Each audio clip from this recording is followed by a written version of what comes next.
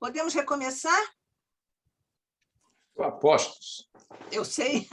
Vamos em frente. Então, vamos dar continuidade com o André Luiz Peixinho para falar sobre epistemologia espírita, uma grande viagem sobre a natureza do conhecimento, sobretudo, quer dizer, ele já fez no geral, mas para chegar à profundidade do conhecimento do espiritismo. Então, vamos lá, Peixinho.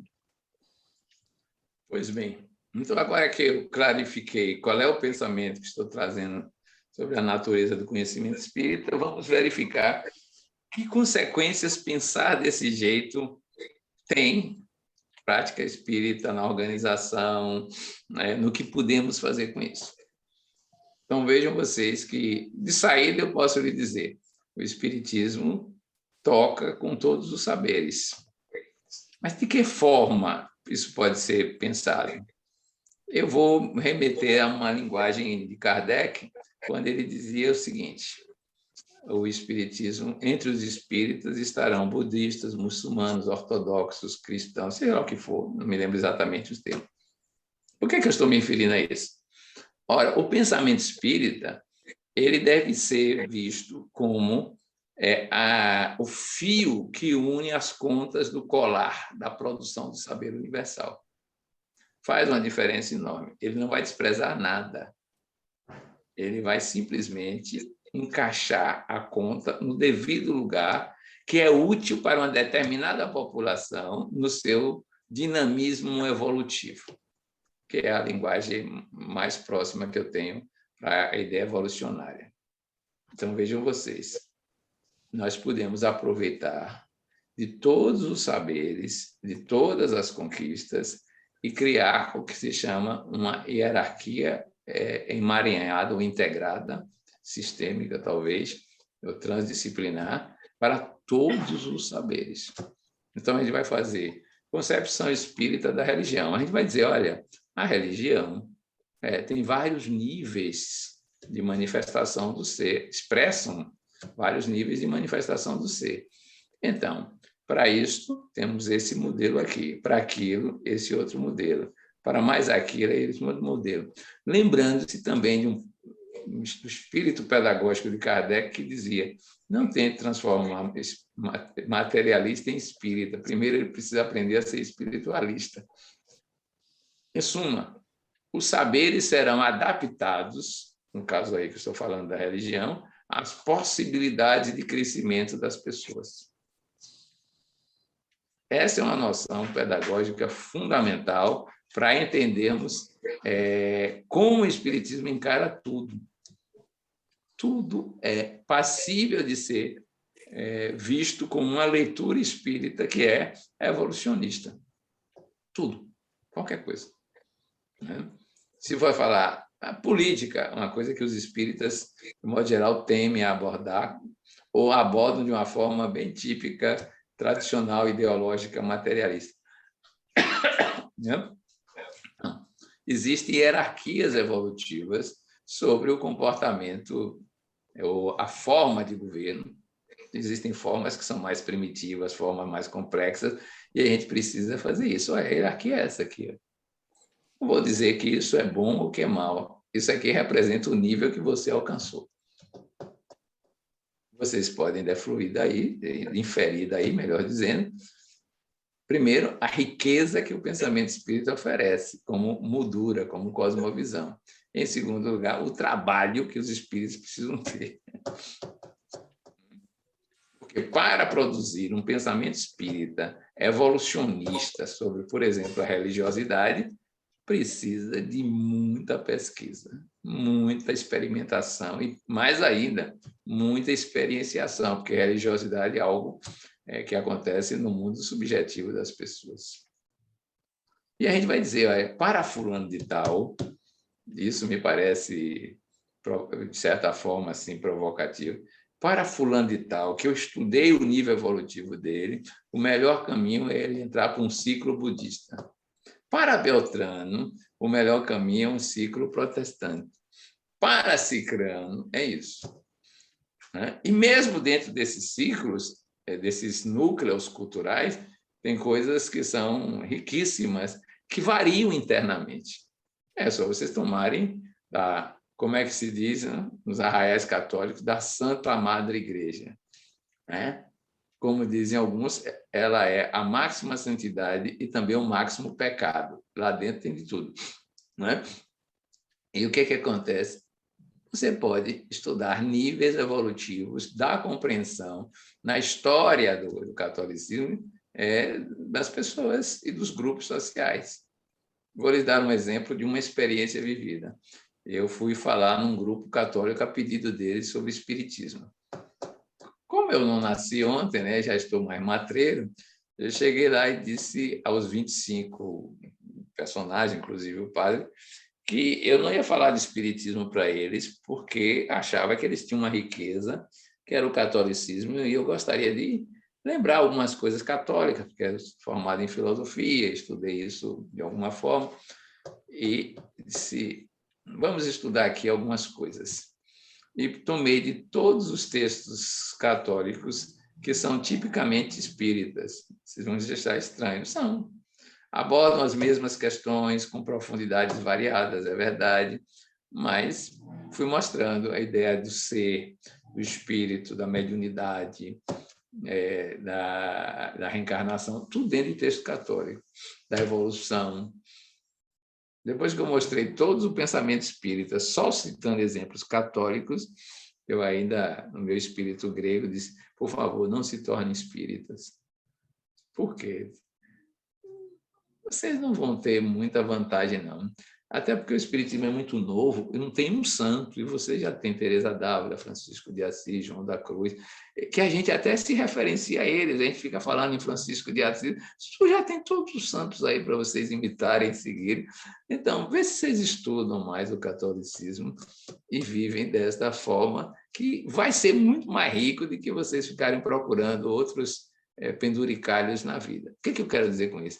Eu usei de uma estratégia, claro, pedagógica, de falar para eles a língua do campo deles, que eles não refletem normalmente, para acordá-los e prepará-los para um dia estudarem a literatura espírita e coisa parecida do gênero. O que eu quero dizer com isso? Mais uma vez, que é preciso aprofundar os nossos estudos em todas as áreas.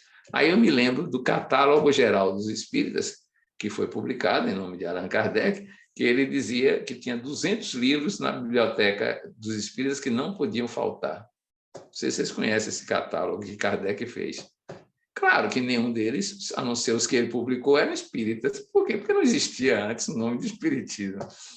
E ele analisa a cultura da época, né? Nesses 200 livros. Ele comenta o que é os textos, faz uma pequena resenha desses livros parecidos. Então, para viver mesmo a compreensão, ainda mesmo que cognitiva, do espiritismo, ou pelo menos cognitiva, a gente precisa conhecer as outras culturas e fazer estudos comparados. Não é puro intelectualismo, não, porque você vai conhecer culturas intuicionistas, culturas místicas, culturas as mais variadas, que o pensamento espírita vai explicitar o seu valor, os seus limites e as suas possibilidades. Esse é o primeiro grande trabalho que eu acho que o pensamento espírita tem para todas as áreas. E daí derivar uma pedagogia adequada para a singularidade das pessoas no momento evolutivo que está. Quando eu trabalhei na Juventude Espírita, aqui no Centro Espírita, que hoje é conhecido como Mansão do Caminho, eu fiquei lá 20 e tantos anos com jovens, uma jovem me disse, anos depois, que chegou lá e achou aquilo muito anárquico. Por quê? Porque dizia que não tinha certo ou errado. A gente usava uma teoria evolucionista, né? Que Kardec cita em A Gênese. Não tem nada de certo e errado, não tem nenhuma autoridade. Aí eu vi que a personalidade dela, naquele momento evolutivo, precisava de um lugar mais rígido. E aí, o que você fez? Foi para o Centro Espírita todo organizado. O nosso era anárquico. O que era organizado? Me conte aí. Lá era tão organizado que você só podia sentar na mesma cadeira todas as vezes que fosse lá, por causa dos seus fluidos que empregam e fazem a psicometria. E as cadeiras eram todas organizadas. E aí foi criando toda uma estrutura externa que me pareceu que era militar, né? Eu compreendi. e vi que ela precisava de uma estrutura desse tipo para criar uma identidade egóica na fase que ela vivia, né? Eu perguntei, e aí, como é que está agora você lá? Agora eu estou saindo de lá. Eu digo, mudou. Alguma coisa aconteceu. O que foi? Eu cheguei a um ponto em que, num momento, coisa de baiano, viu? Só acontece provavelmente na Bahia, o precedente é aqui. Eu cheguei a um ponto que aí as pessoas... Eu quis fazer vestibular para a universidade, o pessoal disse que isso era risco de perdição, né? E aí começou a zoada, e eu descobri que eles têm um método. Quando você está assim, eles lhe rotulam como está vivendo uma ideia obsessiva, um obsidiado, e só o presidente da casa fala com você, para você não contaminar os outros. É um lugar bem diferente esse, né? Mas era o que ela precisava. Naquele momento, aí eu disse para ela, né? Olha, quando você me conheceu a juventude, você não aguentava o anarquismo de lá. Você precisava de uma estrutura desse tipo, protestante ou militar, aquela rigidez externa, aquelas coisas todas. E isso foi que lhe deu uma certa segurança e identidade. Agora que você amadureceu, você agora está reclamando disso, porque agora não é mais para ser desse nível. Não fale mal desse lugar, não, viu? Não fale mal desse lugar, porque foi ele quem lhe ajustou. Aí ela perguntou, e como é que está lá a juventude? Eu digo, não apareça lá. Por quê? Porque piorou o anarquismo lá. Lá todo mundo é sujeito da sua própria história, ninguém obedece a ninguém. Ele, não apareça lá agora, não. Vá fazer seu curso de psicologia, depois a gente continua. Eu acho que essa é uma ideia rica. Você compreender o ritmo evolutivo de cada criatura, mas precisa ter conhecimento para isso. E experiência, não é só conhecimento. Experiência algumas a gente vai trazer de vidas passadas, outras são construções agora. Vou aplicar isso numa outra história para vocês entenderem. Apareceu um colega médico em depressão porque brigou com Deus.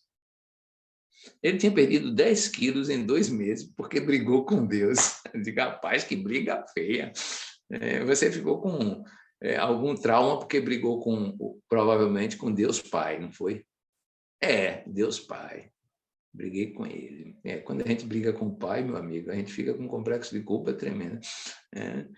Aí eu fui conversando com ele, mas eu desacreditei dele, não sei o quê, não sei o quê. Está bem. Então, vamos conversar sobre as possibilidades que nós temos na nossa prateleira filosófica sobre Deus. Aí apresentei o Deus de Platão, o Deus de Aristóteles, o Deus de Plotino, o Deus de Descartes. Quando eu cheguei no Deus de Teilhard de Chardin, ele disse, é isso aí, vou pensar. Segunda sessão, ele já me telefonou, curei minha depressão. O Deus de Chardin resolveu. Mas se eu não tivesse o cardápio todo, eu não sairia do quadro tão rapidamente, né? Porque quando ele encontrou o Deus que ele precisava, era possível, então, ele experienciar algo significativo.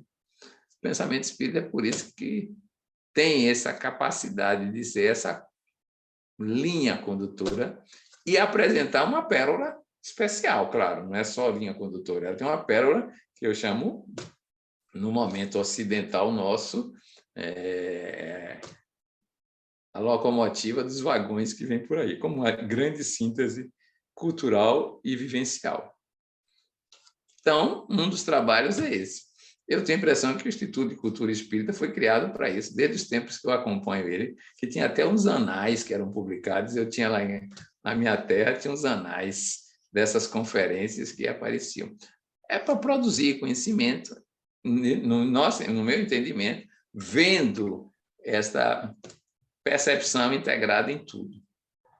Claro, insisto, evolucionista. Não é dizer que tudo é igual a tudo. Não, não é. É dizer que tudo está num momento evolutivo, produzindo alguma coisa, e que para algumas pessoas aquilo vai ser útil, para outras estará inteiramente superado. Então, vejam esse primeiro enfoque, esse primeiro trabalho, né, que me parece fundamental, que é cultural mesmo. Cultural na ciência, cultural na filosofia, na arte, na visão, compreender o que existe aí e sintetizar. Aí vem um segundo trabalho, que é uma decorrência do primeiro. É a gente aprender a experienciar tudo isso no nosso nível de evolução, que é o trabalho que eu acho riquíssimo, que Santo Agostinho consagrou na sua vida de bispo de Hipona e que traz de volta no texto do Livro dos Espíritos. Para a gente entender toda essa mundividência espírita, portanto, a sua epistemologia, é preciso entender experiencialmente em si mesmo. Então, eu preciso desenvolver a minha capacidade de fazer ciência, de viver filosofia, de trabalhar na arte e sentir a experiência religiosa. Agora eu tomo do conhecimento, produção, e digo, agora vai se transformar em vida. Vida vivida, pessoal. Ah, mas não dá tempo de fazer tudo, não. Bom, a ideia de tempo é relativa a quem está observando o modo de produção. Você pode integrar tudo isso, os métodos, como propõe Leon Denis no livro Problema do Ser e do Destino da Dor. Com a arte e seus métodos, você vai atrás do belo. Né?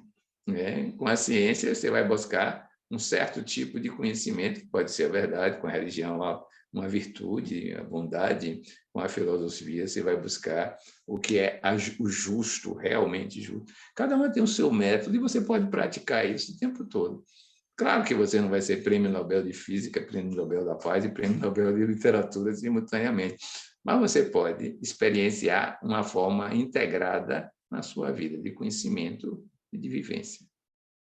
Por isso que a gente tem trabalhado muito com a aplicação prática disso nas nossas vidas. Foi por isso que a gente insistiu em criar no Congresso Espírita da Bahia um núcleo de filosofia, de pensar a filosofia mesmo, a filosofia espírita, como teve um núcleo de ciência, um núcleo de arte e um núcleo de religião. Os 4 grandes integrados para que os espíritas percebessem, pelo menos nos nossos arraiais, que tem uma enormidade de possibilidades para serem trabalhadas e que estamos apenas começando. E como é que essa vivência vai se traduzir? Por algo que é completamente diferente do próprio conhecimento em si. Eu acho que é diferente, chama-se vivência. A gente tem insistido aqui também, fizemos um curso no mesmo congresso, está tudo gravado aí no YouTube, que era curso de como organizar grupos de autoconhecimento, de autoeducação. Porque sabendo do evolucionismo da manifestação do espírito, né, nas várias formas que ele se expressa, a gente precisa estudar a nossa. E isso a gente não faz sozinho, não é suficiente. É necessário sozinho, mas não é suficiente. É preciso partilhar, ver as experiências de cada um, como elas influenciam, como elas antecipam as nossas vivências, como elas abrem caminhos. A gente precisa copiar tudo, inventar o zero, descobrir o fogo novamente, não. A gente pode tomar das experiências integradas e construir, inclusive, uma novidade, que é essa que eu chamo de comunidade, né, baseada no pensamento espírita. Né? Tornar comum isso é que vai dar, no movimento espírita, digamos assim, liga para uma união mais consistente entre os espíritas, como algo que seja exemplar. Então, me parece que essa é uma das tarefas que a gente deriva desse modo de pensar. Conhecimento, seja ele artístico, filosófico, religioso, científico, tem uma validade muito maior se ele é vivido, experienciado e comunicado. Né? Todas as áreas. Então, a gente não vai ficar, isso é melhor do que aquilo. Não. Isso hoje a gente entende de uma forma muito peculiar. A ciência normal, como diz Thomas Kuhn, esse termo normal é dele, a ciência normal, nós dizemos hoje, trabalha só com 2 faculdades predominantemente, sensório e razão. Ainda hoje é assim. Né? Ainda hoje é assim. Eu me lembro quando eu fiz minha tese de mestrado, eu achava tão sem arte, sem graça, mas o professor orientador achava uma maravilha e chegou a me perguntar algo assim, você não tem orgasmo científico? Eu disse, professor, de orgasmo eu só entendo do outro. Mas científico... Porque não, isso aqui me parece tão trivial, uma pesquisa de relações entre influência de antígeno e lesão renal e coisas parecidas. Para mim não tinha animação, mas para ele era, porque ele era desse campo aí. Só trabalha com essas duas faculdades.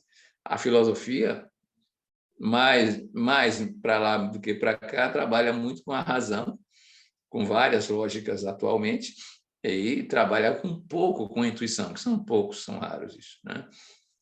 Mas são as duas faculdades, pelo menos na história, prevalentes. A arte trabalha com sentimento e com sensório, né? Sensação e sentimento. E eu me lembro, então, de um exemplar de uma prova de vestibular daqui que virou piada baiana, porque botaram uma letra do cantor Caetano Veloso, Alegria, Alegria, e um trecho dela que diz: ela fala em casamento, ele nunca mais foi à escola. E aí vem as perguntas: o que o cantor queria dizer com essas expressões? 5 alternativas. O vestibular da época tinha essa característica. Aí, alguém que foi fazer a prova, conhecia Caetano Veloso, pegou a prova e levou para ele. E perguntou: qual das respostas você acha que é correta, Caetano? Ele olhou assim e disse: nenhuma. Em primeiro lugar, não tem resposta nenhuma. Eu não faço letra desse tipo para vocês interpretarem. Você ouviu a música? Ouvi. Você sentiu? Sentiu. Foi o que você sentiu. É isso que é. Cada um vai sentir de um jeito. É isso. Achei na hora que captou. Ela fala em casamento. E ele nunca mais foi à escola. É isso. Ele não disse uma palavra, porque a arte não funciona, a arte mesmo, não funciona com interpretações críticas, analíticas. Não é isso. É sensação, sentimento. É estesia, né? Contempla um pôr do sol. Pura estesia, não tem nada a ver com se o sol está mais escuro, mais claro, se está mais nublado. E religião não tem nada a ver diretamente com sensório e razão, quer dizer, diretamente, indiretamente sim, porque tudo é integrado. Ela vai viver de intuição, vai viver de sentimento, de estados vivenciais da consciência. Ora, para a gente vivenciar o pensamento espírita e desenvolver essas faculdades que nós chamamos de faculdades gnósticas, nós precisamos desenvolver todas as grandes áreas e não uma só. Nós precisamos ter esse autoconhecimento do nosso nível de maturação evolutiva e avançar de alguma forma. Por isso que a gente acha que é mais fácil hoje, entendendo desse jeito, trabalhar com o quatérnio, ou os 4 grandes, do que trabalhar com o tríplice aspecto. Para a gente ser completo mesmo, precisaria trabalhar com os 4 grandes. E nesse aspecto que eu estou chamando vivencial. Bom, tarefa cumprida, estamos vivendo, já sabemos dos 4 grandes, mas estamos no mundo. E o mundo não pensa desse jeito, não age desse jeito, nem sequer sabe que esse jeito existe. O que é que vamos fazer? Aí voltamos à questão de Kardec. Parece-me que esta epistemologia leva necessariamente a um compromisso social, né? É um empreendimento social, toda a cultura, e esse compromisso social começa pela superação do materialismo. Como é que vai se fazer isso, superar o materialismo? Se ele está tão entranhado na sociedade, reflexo do estágio evolutivo. Ora, só se supera o materialismo evoluindo. É a forma como hoje a gente vê em Carter Phillips, na espírita, Phillips, os evolucionários. Figuras que vão mudar a consciência da humanidade, ou grupos sociais que vão mudar a consciência da humanidade. E você lê em textos de Sat Prem, da Índia, na verdade ele é francês, mas morou na Índia, estudou muito com Mira Alfassa, discípula de Sri Aurobindo. Ele diz: olha, o grande passo da evolução agora é sair do racional analítico para o supramental. Aí aparecem vários níveis de consciência, de mente, para serem trabalhadas no nível subjetivo e serem reverberadas no nível social. Então, essas duas coisas acontecem simultaneamente, o interior e o exterior. Não é mudo aqui para mudar lá. Ao mudar aqui, eu já estou mudando lá, porque eu faço parte do mundo eu reverbero no mundo. É claro que uma mudança coletiva, para ser percebida, demora mais do que uma mudança subjetiva. Qual é o propósito, então, desse momento? Parece-me que começa a ser fundamental mostrar uma primeira etapa, pedagogicamente mais próxima. Nós não morremos. E tudo que nós fizermos para demonstrar a mentes que são ainda primárias, a sociedade tem mentes muito primárias, sobre sobrevivência, vai ser importante. Vocês vão dizer assim, mas elas vão se convencer só porque os fatos existem? Digo, não. Mas os fatos são, de certa forma, sementes, que quando elas sentirem necessidade, a semente elas vão se lembrar, porque a memória existe. Ninguém vai mudar ninguém evolutivamente, reconheço isso. Mas alguém pode, porque há um campo de influenciação de tal ordem que as pessoas que estão próximas, zona proximal de aprendizagem, se sintam atraídas para isso. Na tradição budista, conta-se que depois que Buda se iluminou, ele ficou lá no seu Samadhi, Satori, e aí, pronto, está ótimo. Aí uma vozinha disse para ele, agora volte e ensine para o povo. Ele disse, para quê? Isso me parece lenda, mas para quê? Todo mundo tem a árvore para ficar meditando e tem anos na vida para chegar no Satori Samadhi. Aí a vozinha disse, mas se o povo souber que alguém já chegou lá, torna mais fácil ir para lá. Você pode fazer isso. Aí ele voltou e foi pregar durante 40 e poucos anos. Lenda, o fato, nós tomamos isso para dizer que é importante que a gente crie o clima desse tipo. Né? O clima de há uma sobrevivência. E aí entra a ciência, entra a filosofia, entra a arte, entra a religião, os 4 grandes, para demonstrar isso com as suas metodologias específicas. Né? Seja fazendo pesquisa de espiritualidade, de transcomunicação na ciência, de estudos dos fenômenos anímicos mediúnicos, mas a gente precisa fazer isso para criar essa cultura. Ela vai influenciar as pessoas a repensarem a sua visão de mundo. Mais tarde ou mais cedo. Não vai ser um processo simples e fácil. E vou dizer por quê. Porque as pessoas olham e não veem. É a questão do paradigma. Não enxergam. E mesmo que façam uma leitura adequada, do ponto de vista intelectual, não quer dizer que tenha sensibilidade psíquica para achar aquilo verdadeiro. Tomemos, por exemplo, não sei se eu me lembro qual dos filósofos escreveu um livro aí sobre o cristianismo, sobre o finalismo da evolução. Um dos 3 materialistas famosos agora na França, não sei se foi André Comte-Spontville, se foi o nome do outro, Luc Ferry, e tem um terceiro. Mas ele chegou à seguinte conclusão: a melhor solução telefinalista para o ser humano é o cristianismo. Pena que não é verdade. Ele leu tudo sobre o cristianismo, tudo que é essencial, mas eu tenho mais exemplos. Eu conheci um colega meu, vivemos 6 anos juntos na Mansão do Caminho. Ele leu Nosso Lar de uma sentada. Pegou o livro e leu inteirinho. No outro dia ele falou, rapaz, que livro fantástico, maravilha de produção. Eu digo, você gostou mesmo? Eu gostei, nunca vi ficção tão bonita, né? Rapaz, até o autor é ficção, são 2. Que imaginação fértil. Leu o Trabalho dos Mortos numa noite. Aí eu me perguntei, e aí, você leu? E aí? Rapaz, impressiona a prestidigitação, né? Como se consegue enganar os outros. Ouvi o Divaldo Franco anos. Chegou um dia que houve necessidade de esclarecer o que era espiritismo a alguém recém-chegado, e Divaldo mandou para mim. Eu fico na plateia, ficava na plateia, e ele diz, deixa que eu explico o espiritismo para essa pessoa. Eu não temi, porque eu conhecia, e ele explicou tudo que eu explicaria, numa síntese assim, de 15, 20 minutos, conversando. Aí a pessoa saiu satisfeita. Quando saiu, ele fez, que doutrina, coerente, lógica, abrangente, explicativa. Pena que não é verdade. Aí eu disse, realmente, a educação não é simplesmente criar ambientes, facilitações, porque tem uma mente dessa aí que convive o tempo todo e não consegue sair do lugar. E ele sempre dizia, me convença, Peixinho. Eu digo, não, vou perder meu tempo com você. Ninguém convence ninguém, imagine você.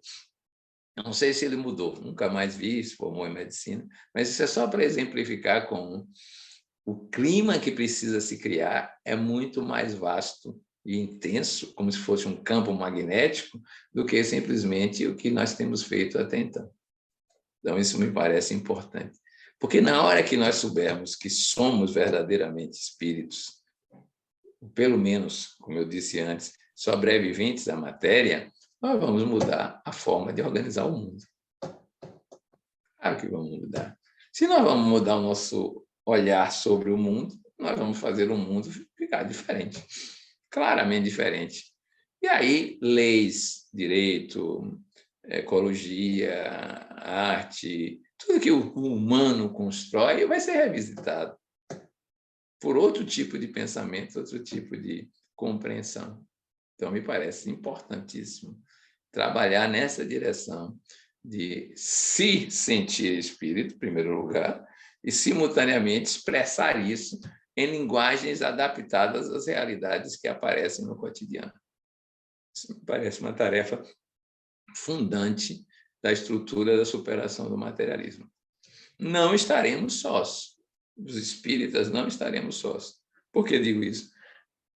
Porque a maior parte da literatura sobre a sobrevivência não ocorre no movimento espírita, ocorre fora dele. A maior parte. Né? E com metodologias mais próximas do que é aceitável nos ambientes não espíritas.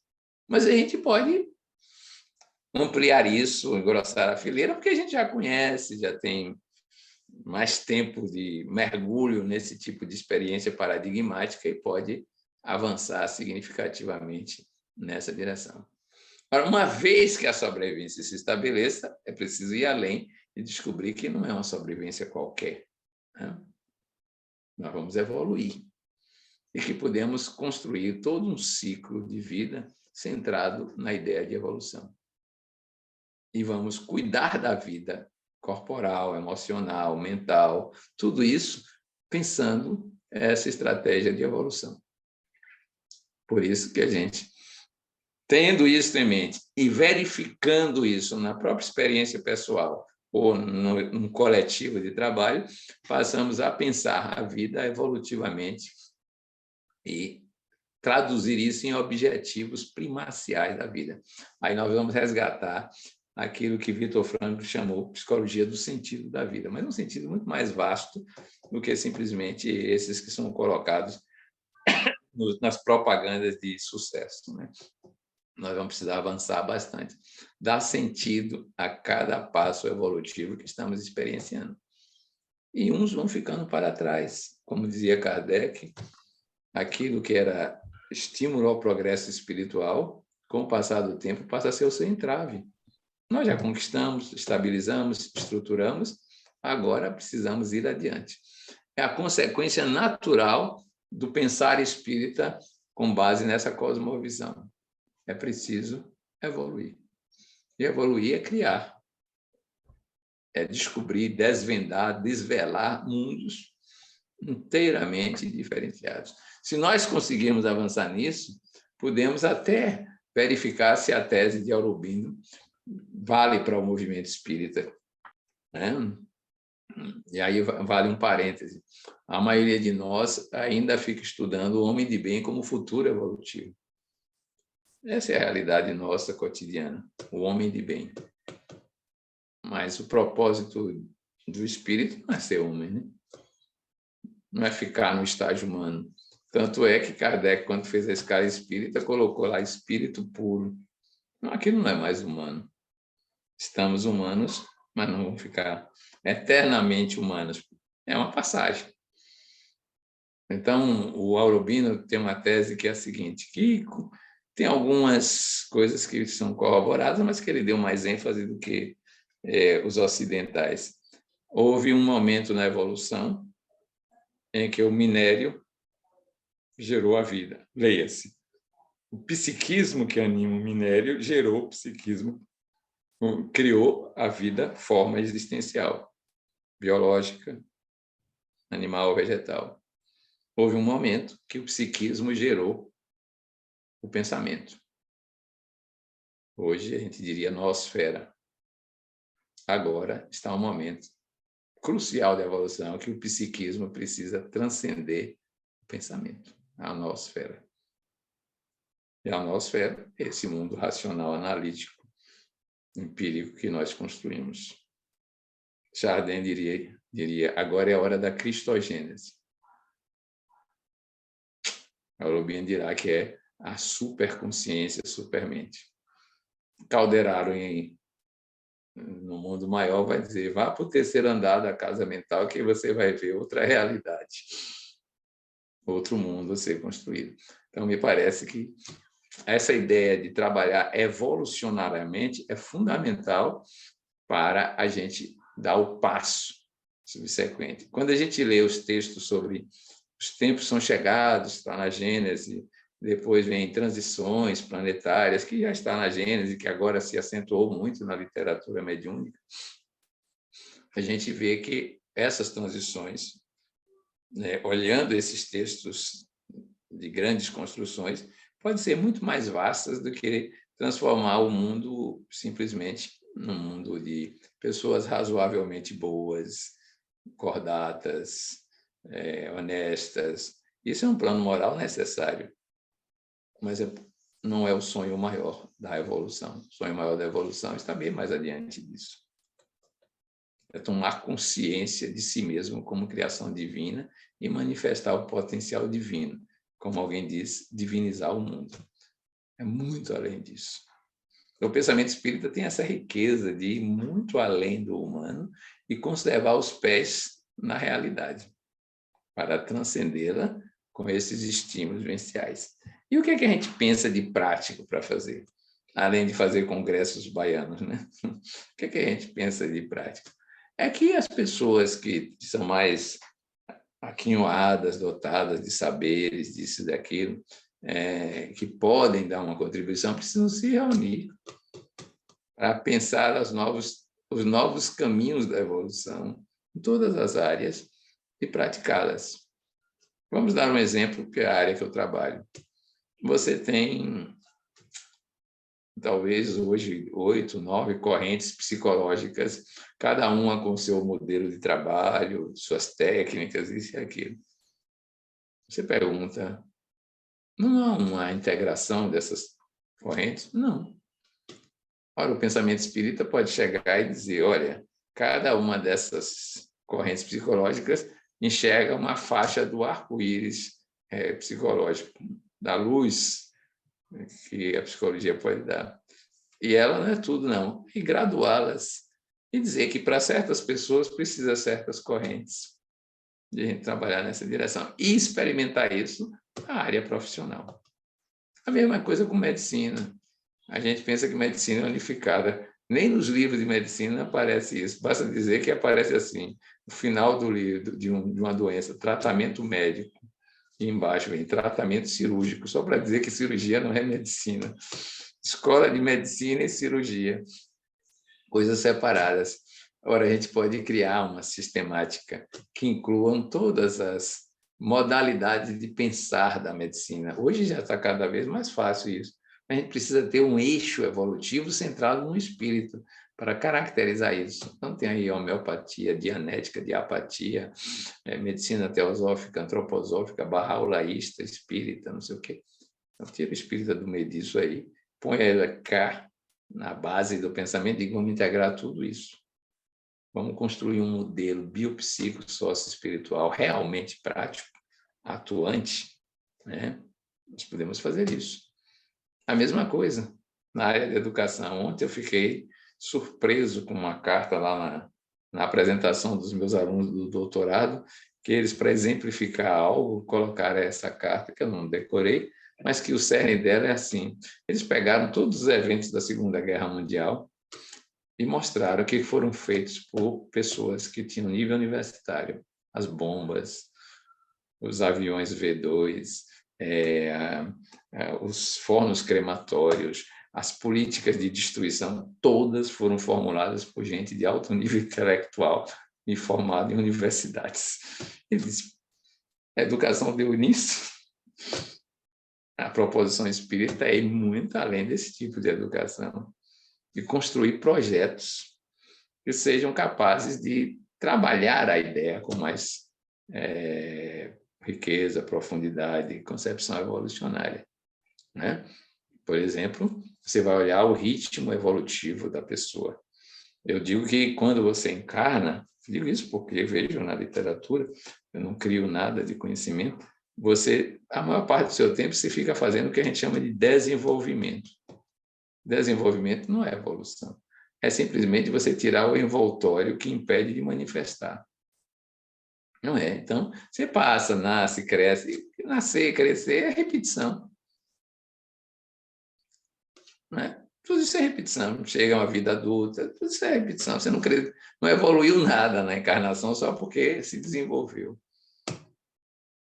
Isso quase não, é um automatismo já experienciado no passado que se repete.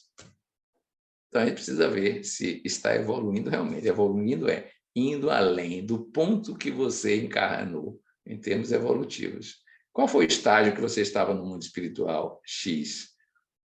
Foi que quando você retornar, lembra Leon Denis, esteja em X mais alguma coisa. Porque se você voltar tal e qual, apenas vivendo a experiência comum, você gastou a encarnação à toa. A gente precisa estudar a educação num projeto desse. E tem já um exemplar simbólico, que é a história que Humberto de Campos conta em Cartas e Crônicas de Saquarema, que foi vítima de obsessão pacífica. Ele entrou e saiu como entrou. Não viveu nada de especial, de traumático, nem disso. Uma vida normal, cidadão bem comportado, pagando impostos em dia. Mas, no final da vida, ele concluiu que não aproveitou nenhum dos apelos evolutivos, simplesmente manteve-se como era. Ora, um projeto de educação nossa deve levar em consideração isto, a encarnação do sujeito, o seu desenvolvimento, que é natural que ele perpasse todas as histórias pregressas. Ele não vai chegar aqui no ponto alto sendo criança, não consegue. Basta recordar que uma figura como Francisco de Assis, aquela figura considerada exemplar, né? Casado com a dama pobreza, com a obediência, com a castidade, não sei o quê. Com 17 anos, 18, se eu não me engano, ele queria ser herói de guerra. O que é que deu nele para mudar tanto? É que ele, herói de guerra, representava o ideal cavalheiresco da época que ele estava passando. No desenvolvimento, você repete o passado. Como você repetiu na infância os hábitos de um animal, ao ser simplesmente aquele que quer sobreviver mamando. Agora ele repete, mas não fica, vai adiante. É isso que ele faz. Mas uma educação tem que prever isso. Desenvolvimento não é tudo, é preciso saber o que é que eu vou fazer mais do que eu já sabia, já aprendi e vou criar na evolução. Vocês vão ver que todos os fenômenos educacionais têm seu significado, sua relevância, né, seu momento existencial, sua sensibilização em relação ao sujeito que está em maturação, mas a gente vai ter um fio condutor de tudo isso, que é o pensamento evolucionário espírita. E aí vamos para o direito, vamos para qualquer área, a gente tem esse trabalho para realizar e viver. Quando eu apresentei esse projeto para fazer numa comunidade, dentro com recursos da universidade, de amigos, que eu chamo de Sociedade Ólon, eu apresentei um colega meu mais velho, e mostrei o projeto para ele. Ele virou-se para mim e disse, bom, eu já vi que você quer ser prefeito, né? Porque o que você está fazendo é um projeto de cidade aí, e de cidade complexa, que ainda tem religião no meio, esse negócio aí de espiritualidade, não sei o quê. É esse o projeto que me parece hoje relevante a gente tentar construir. Né? A gente já faz muita coisa no movimento espírita, mas acho que a gente precisa espiritizar, se o termo é adequado, aliás, não é muito, sou muito favorável, mas é tratar espiriticamente as questões. A nossa pedagogia precisa ter tecnologias que sejam única e exclusivamente derivadas do pensamento espírita, além das materialistas que a gente vai continuar usando. Mas eu digo que a gente normalmente trabalha o pensamento espírita com metodologias laicas, não espíritas. A gente pode produzir coisas novas, interessantes. Tudo isso me parece importante a gente derivar. E aí eu volto aos tempos de Kardec, que tem um sonho que nunca consegui achar adeptos.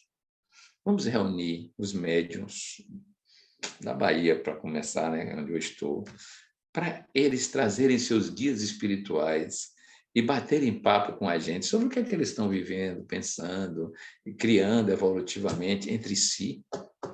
E vamos fazer novas perguntas para ver o livro dos espíritas, dos guias baianos. Por que a gente vai voltar a perguntar como Kardec fez? Aí eu digo que já estamos ainda pré-kardecianos em metodologia.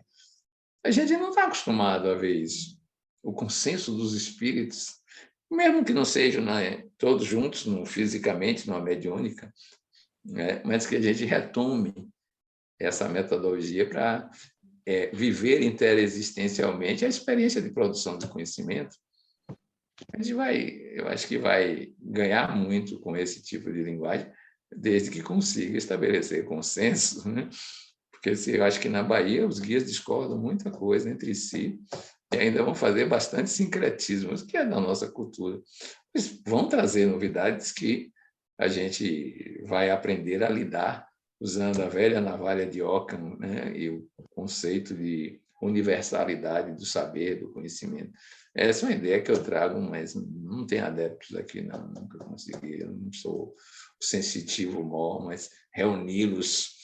Vamos aí, apareça aí quem quiser, pode ser José da Silva, Antônio Pedro, Ermengada, que guias espirituais aqui tem nomes os mais variados, Pena Branca, isso aqui. Agora, conversem entre si aí.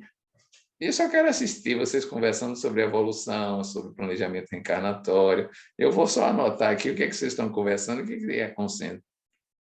Isso já será de uma riqueza imensa para naturalizar a nossa vivência interexistencial, que eu volto a dizer, é o começo da superação do materialismo. São 16 horas, Nádia, e conforme eu lhe prometi, eu gosto de cumprir os relógios de Newton, seguir os relógios de Newton. Tá bom. Então, nós temos 10 minutos, como combinamos agora, depois do segundo bloco, não é isso? Você que sabe, eu já lhe disse que eu por uma questão até de preguiça mental, eu prefiro obedecer. Dá menos trabalho para baiano, ficar tomando decisões. Tá bom, nosso baiano. Então, 10 minutos, são 4h10, nós voltamos agora com as perguntas, a não ser que você queira dar um arremate aí na sua fala. Não, para mim eu já estou, digamos assim, farto de me ouvir. Tá bom. Então, daqui a 10 minutos, nós voltamos e vamos aqui ler as perguntas. Tá Muitas certo. perguntas. Tá legal. E muito acolhimento, viu, querido? Muito obrigada, até já.